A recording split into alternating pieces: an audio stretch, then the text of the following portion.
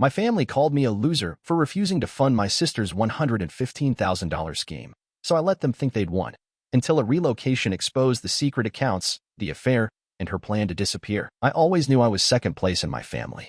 My name's Victor. I'm 34, single, and work as a metallurgist at Ridgepoint Rail Systems, just outside Dayton, Ohio. It's a solid job, pays well, comes with benefits, and gives me the quiet kind of life I've always been fine with. My younger sister, Clarissa, is 31. She's married to Brent, a roofer who works long hours in the brutal sun, and they've got 2 kids under 10. From the outside, it looks like a normal working-class family trying to get by. But inside our family, the rules have always been different when it comes to her. Clarissa could never fail. She could forget birthdays, lose jobs, blow through credit cards, and somehow, our parents would still defend her. She's got a lot on her plate, they'd say. You don't understand what it's like having young kids. Meanwhile, I've never once missed a holiday. I've kept a steady job since I was 23. When our mom needed help with her car payment last spring, I wired the money that same day. No questions. But when I tell them about a bonus or a promotion, all I get is, "That's nice, honey. Did you hear Clarissa's thinking of going back to school?" As if I'm just filling space until the conversation can get back to her. Still, I tried. Not for them, for the kids. I like being Uncle Victor. I like showing up with Christmas presents and birthday cards stuffed with $20 bills. And when Clarissa and Brent were short on rent last summer, I paid it directly to their landlord. Quietly. No parade. No guilt. Clarissa never said thank you for that, by the way. She's the kind of person who shows up late to dinner and tells you she's too tired to stay, then gets on Instagram an hour later posting selfies at a wine bar. She floats from one job to the next, yoga teacher, dog groomer, part-time boutique clerk, like commitment to punishment. But every time she messes up, our parents cushion the fall. She just needs time, they say. You're the strong one, Vic. She's different. Different. That's their favorite word for her. Like she's made of glass and I'm made of steel, and that makes her more precious somehow. Over the years, I've picked up the slack. I've helped pay for school clothes, emergency plumbing repairs, Clarissa's overdue phone bills. Brent never asks. I think he's embarrassed by it. But Clarissa? She treats it like a subscription service. What finally broke me wasn't the money. It was how invisible I had become in the process. No matter how many times I helped, no matter how reliable I was, it never outweighed Clarissa's chaos. To them, she would always be the one worth saving. And I would always be the one expected to do the saving. It started with a phone call I wasn't expecting. I was at work, in the middle of reviewing tinsel test data from a batch of axle housings when my phone buzzed. Clarissa. I glanced at the time, 2:17 p.m. on a Thursday. She never called during the day unless something was wrong. I stepped out into the hallway and answered. Hey, what's up, Vic? Her voice was bright, almost giddy. Okay, so you're gonna freak out. I have the most incredible opportunity for the kids. Like, next-level stuff. We're talking long-term investment here. I leaned against the wall. Okay. There's this trade school program out in Arizona, super exclusive. They're enrolling early for kids who test ahead academically, and it's all about advanced placement, career tracking, college pipelines. It's basically a golden ticket. I blinked. Wait, you're talking about sending them to school out of state? Eventually, yeah. But first, it's a multi-phase development fund. Early commitment gets you locked in at a reduced rate. And get this, if we act now, the full package for both kids is only $115,000. I almost dropped the phone. Come again. 115. But that includes all 3 phases, plus enrollment bonuses, living stipends, and tech bundles. Honestly, it's a steal when you think about what college costs. I stood there, stunned. Clarissa, are you asking me to give you $115,000? She sighed, her tone shifting instantly. Well, I knew you'd make it weird. I'm not asking for it. I'm bringing you an opportunity to be part of your niece and nephew's future. You've always said how much they mean to you. They do, I said. But that's a lot of money. Can you send me information on the program? Like, a brochure or something? There was a pause. So you don't trust me now? That's not what I said. You think I'd make this up? You think I'd just invent some program and try to scam you? Clarissa, I'm not accusing you of anything. I just want to understand what I'm investing in. Her voice went cold. Forget it. She hung up before I could say anything else. Less than 2 hours later, I got a text from Mom. You really hurt your sister today. She was trying to include you, and you shut her down. Then another from Dad. You know better than to treat family like that. I hadn't even explained what happened. Brent wouldn't return my calls. I texted him asking what this program was all about. He replied just once, she's really upset, man. Maybe give it space. And just like that, I was cast as the villain. All because I didn't blindly hand over 115 grand. I should have trusted my gut. When I pulled into my parents' driveway that morning, something already felt off. The house looked the same as every year, lights strung along the porch, wreath on the door, my dad's old truck parked out front. But it was quiet. Too quiet. No music. No kids shouting from inside. Just silence. I grabbed the bags of gifts from my backseat, toys for the kids, a new cordless drill Brent had mentioned needing, a spa certificate for Clarissa, and even a new wool coat for Dad. I'd gone all out. It was Christmas, after all. I rang the doorbell. No answer. I knocked once, then again. Finally, the door creaked open. Clarissa stood there, arms crossed, dressed in leggings and a half-zipped hoodie. She didn't smile. What are you doing here? I blinked. It's Christmas? I brought gifts.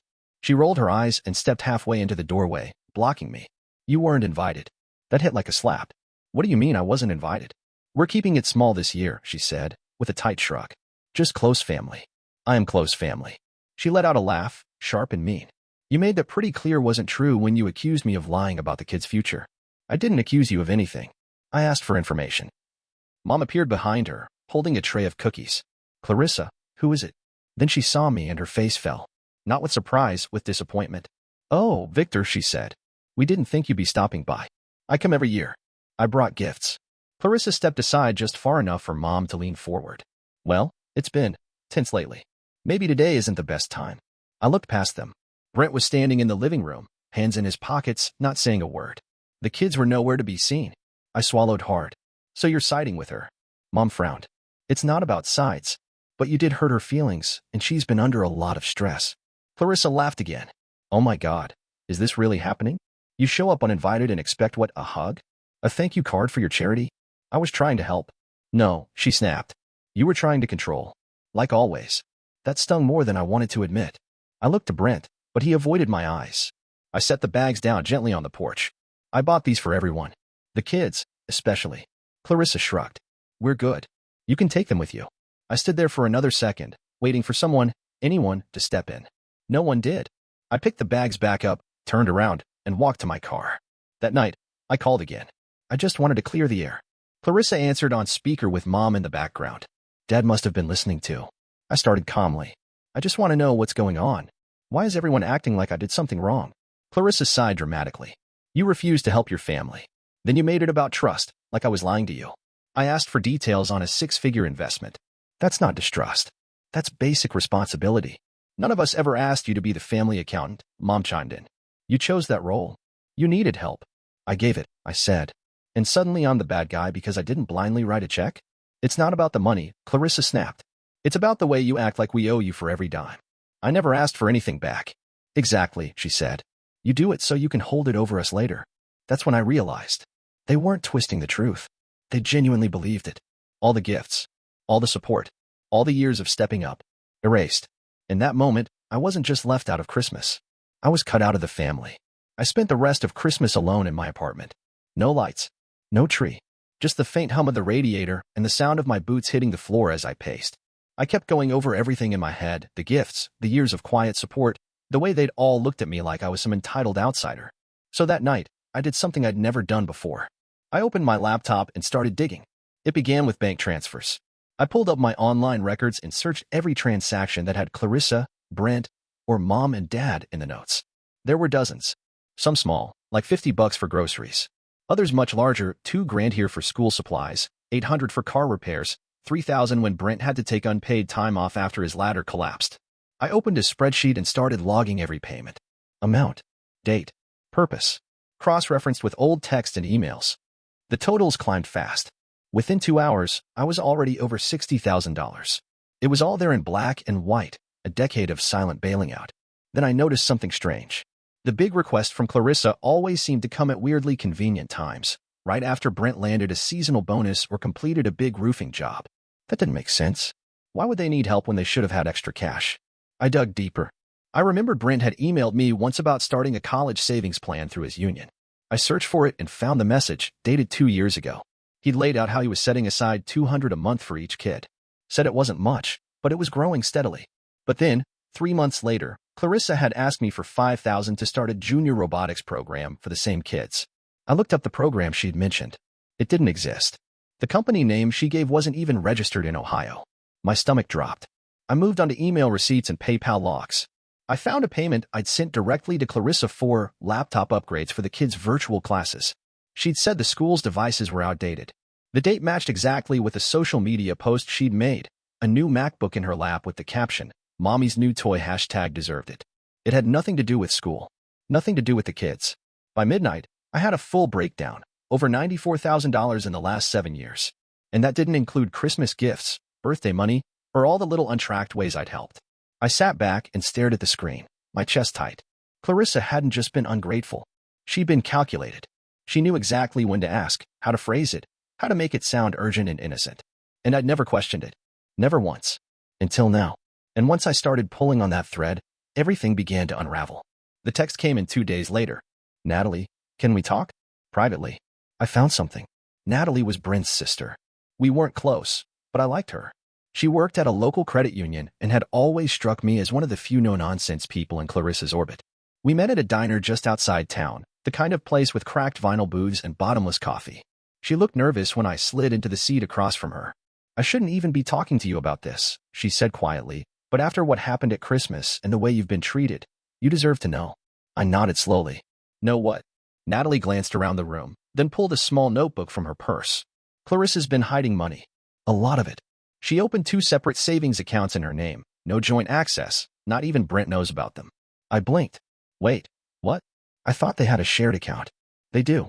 But these were opened 2 years ago, right around when you started sending her money for the kids. The transfers would come in, and within a day or two, she'd move most of it to these private accounts." I felt the blood drain from my face. "You're sure?" Natalie gave me a look. "I'm a bank manager, Victor." "I don't guess." She flipped through her notes. "She's been storing the money, sometimes moving it through apps like Venmo or PayPal to cover the trail. But I traced enough to know she didn't spend nearly as much as she said she did." "Where's the rest of it now?" "Still sitting there. One account's got a little over 38,000. The other's closer to 20. I leaned back in my seat, stunned. Natalie hesitated before continuing. "There's more." "Of course there was. She told Brent you stopped helping them years ago. That you cut them off after some fight over a birthday gift. That's why he never asked you for help directly. He thinks you want nothing to do with them." I stared at her. "She said that?" Natalie nodded. "He's been working overtime for months, Vic killing himself trying to keep up with bills he thinks you refused to help with. He feels like a failure." My jaw tightened. She told me he was fine. That the money was always for the kids. "She's been lying to both of you," Natalie said. "She's keeping Brent tired, isolated, and in the dark. And the worst part is, I don't think she even feels bad about it." I didn't know what to say. My mind raced through every late-night phone call, every passive-aggressive text from Mom, every ignored voicemail from Brent. "She's been playing all of us," I muttered. Natalie folded her hands. "Brent's going to find out eventually. But I thought maybe you should be the one to show him the truth." I nodded slowly. "Yeah, I think you're right." I didn't go home after that. I went back to my apartment, pulled up the spreadsheet, added the new totals, and opened a blank Word document. I titled it Clarissa, Evidence. Because now it wasn't just about what she'd taken. It was about what I was going to do with it. Clarissa showed up on a Wednesday. No warning, no text. Just the doorbell ringing while I was in the middle of making dinner. I looked through the peephole and saw her pacing on the porch, arms folded tight, mouth moving like she was rehearsing something. I opened the door slowly. "Didn't expect to see you." She barged past me before I could stop her. "I don't have time for your games," she snapped, spinning to face me in the middle of my living room. "What did you do?" "Natalie's acting weird. Brent's been asking questions. You're trying to ruin my life." I shut the door behind her and leaned against it calmly. "I didn't do anything." "You did." Her eyes narrowed. "You're recording this, aren't you?" I raised an eyebrow. "Should I be?" She glared at me but didn't push it. "Look, I don't know what Natalie told you, but she doesn't know the full story." "Oh, I think she knows more than you realize," I said, walking to the kitchen and setting my phone, already recording, down on the counter. Clarissa noticed. Her eyes flicked to it, but she didn't stop talking. "I didn't steal from you, okay? You gave me that money. Freely. You never said I couldn't save some of it. For yourself. For the future." She shot back. "For emergencies. You think Brent's gonna be reliable forever? He's already worn out. I needed options." I nodded slowly. "Options like secret accounts? Like telling him I cut you off years ago?" She faltered. "I was trying to protect him." "No," I said. "You were protecting yourself." Her voice cracked. "I'm stuck, Victor. I'm raising 2 kids, Brent's barely around, and I'm bored out of my mind in that house. You think I wanted this life?" I stayed quiet. "You think I wanted to marry a guy who smells like tar every night and falls asleep before 8? You think I wanted to live paycheck to paycheck while you get to be the golden bachelor with your fancy job and clean apartment?" I crossed my arms. "You've always been the golden child. Not me." She laughed bitterly. That's what you think? They only favored me because I needed them. You were never a problem. You made their lives easy. I was the one they had to carry, and I was the one paying for it. She paused, her chest rising and falling, eyes shining but angry. I wanted out. Okay. I was gonna leave. Take the kids and just go. Start over somewhere else. That's what the money was for. I let the silence hang between us. She finally noticed how still I was. What? She asked quietly. I've been recording this entire conversation. Her face froze. You, what? I picked up the phone. Every word. You walked in here ready to lie, but you told the truth instead. Maybe for the first time. You can't use that, she said, suddenly pale. That's illegal. Nope. Ohio's a one-party consent state. She stared at me like I'd hit her. You wouldn't. I will. If I have to. She tried one last tactic, her voice softening, her shoulders slumping. Vic, we're family. I gave her a long, quiet look. And you treated me like a mark. She opened her mouth to speak again, but I beat her to it. Goodbye, Clarissa. She left without another word. And this time, I locked the door behind her. Brent called me 3 days later. He sounded tired. Not just physically, there was something hollow in his voice I hadn't heard before. Hey, man, he said quietly. You got a minute? Yeah, I said, even though I was elbow deep in maintenance reports. Everything okay? I talked to Natalie. I set the report down. Okay. She told me everything. Or at least, enough for me to feel like I've been living in a damn fog for the past 5 years. There was a long pause on his end. I didn't interrupt. I knew Clarissa was secretive, he said. But I didn't know she was lying. To me. To the kids. About you. I always thought you just backed away, that you got tired of the drama. I never blamed you. I swallowed hard. She made it sound like I abandoned you. Yeah, he said. She did. And I believed her. That's on me. It's not. He exhaled sharply.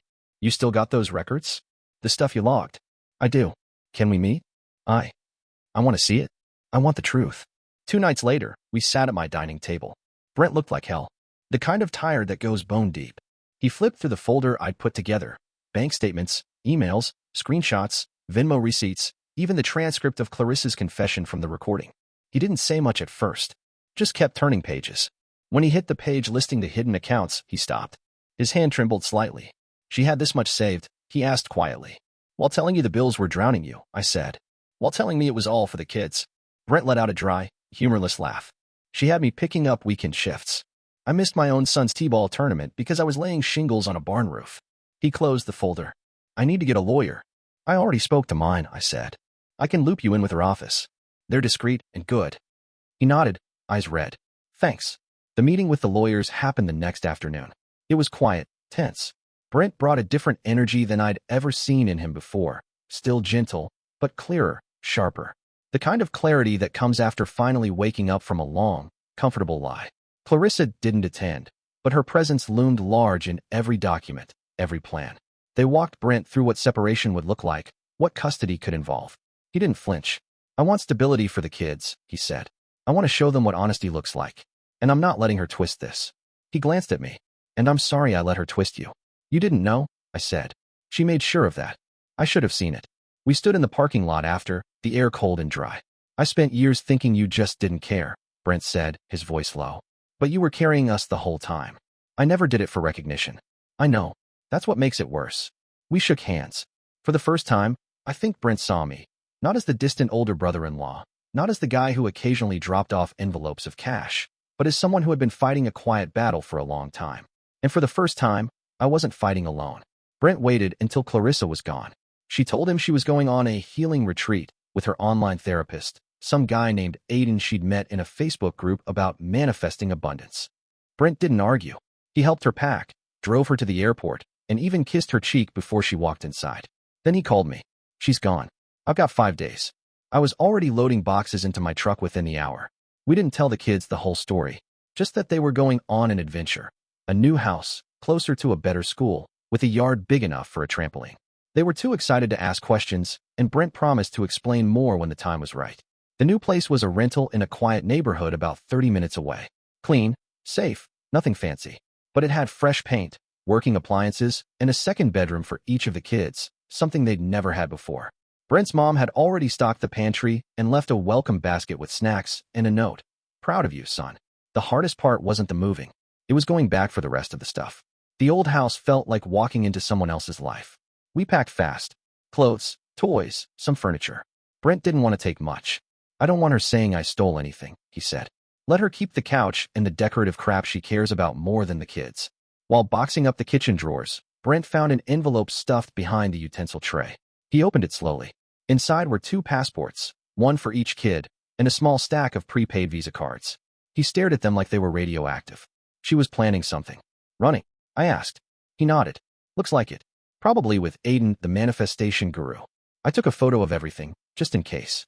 In the bedroom closet, we found more, an old duffel bag with burner phones, fake business cards, and what looked like a printed itinerary for a cross-country trip. No names attached, just dates and cities, spaced a few days apart.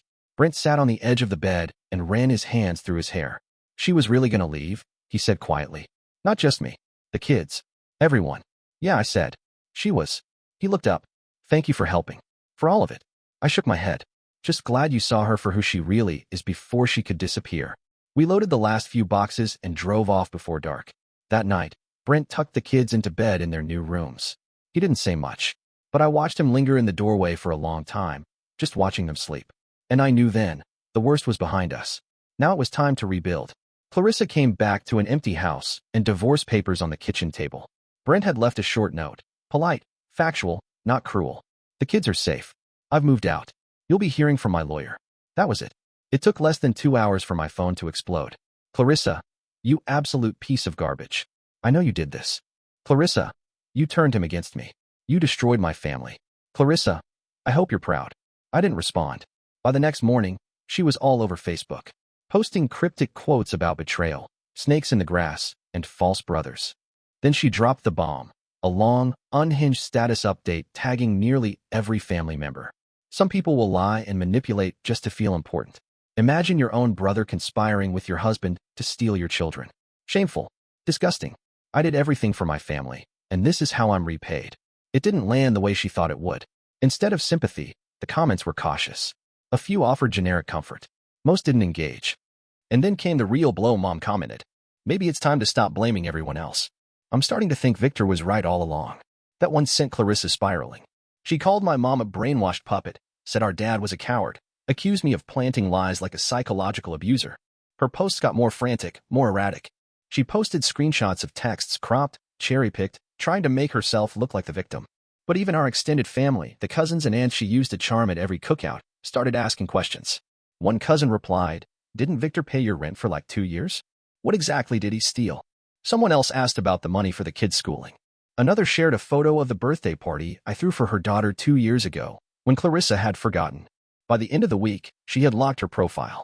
At the same time, her legal walls started closing in. Brent's lawyer filed for emergency temporary custody based on financial concealment and intent to flee, thanks to the passports, burner phones, and prepaid cards we documented.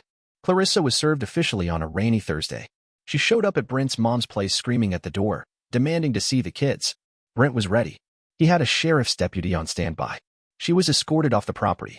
She called me again the next day from an unknown number. When I answered, she didn't scream. She sounded small. "You've ruined everything," she said. "No," I replied. "You did that all by yourself." "They're going to believe you," she whispered. "Everyone's going to think I'm crazy." I didn't answer. "You're just like Dad," she said, venom creeping back in. Cold. Calculating. I hung up. That was the last time I ever spoke to her. By the end of the month, the truth wasn't a secret anymore. Everyone knew. Family. Friends. Even people from her old yoga group had messaged Brent saying they were sorry they didn't see it sooner. Clarissa's fantasy life had crumbled. And for once, no one showed up to help her sweep up the pieces. Life didn't magically become perfect after that. But it got real. It got honest. Brent moved into a better rhythm. He found a new job doing commercial roofing with a crew that didn't work him into the ground. Better pay, actual benefits, and weekends off. He enrolled in a parenting class on Tuesdays and started making pancakes for the kids every Saturday. They called it Dad Day. And me? I finally felt free. For years, I'd been holding my breath, waiting for the next ask, the next guilt trip, the next unspoken expectation. Now it was quiet. Peaceful. I had time again. Headspace. I even took a short vacation for the first time in years, just me and a fishing pole out at Lake Norris. The kids came over often. Brent would drop them off on Friday nights, and we'd have movie marathons with popcorn and soda and the blanket fort they insisted on rebuilding every time. They started calling me Uncle Vic, with this kind of proud finality, like I'd earned it all over again. One night, while we were walking back from the park, Brent pulled me aside. They ask about her, he said quietly. Not every day, but sometimes. I nodded. What do you say? I tell them the truth. That their mom is going through something, and that right now, she's not making safe choices. But that we love them, and that they're not responsible for the mess. That's more than she ever gave them, I said. He nodded, eyes misty. I just want them to grow up knowing that honesty matters. That love isn't supposed to come with strings. Clarissa, from what I heard, bounced between couch surfing and trying to crash with friends who were increasingly ignoring her. Her online flame, Aiden, ghosted her a week after she got back from the retreat. Word was, he moved on to someone else in the group, someone with less baggage and no pending court documents. She went quiet online. Her Instagram went from yoga poses and motivational quotes to cryptic one-liners and passive-aggressive digs about betrayal and fake people. Fewer likes. Fewer comments. Eventually, her profile disappeared altogether. I didn't feel satisfied. I felt done. I'd spent a long time being the guy who showed up, who fixed things, who swallowed the insults so the family could keep running. I convinced myself that made me strong. But real strength came when I said no. When I drew the line and didn't move it for anyone, not even blood.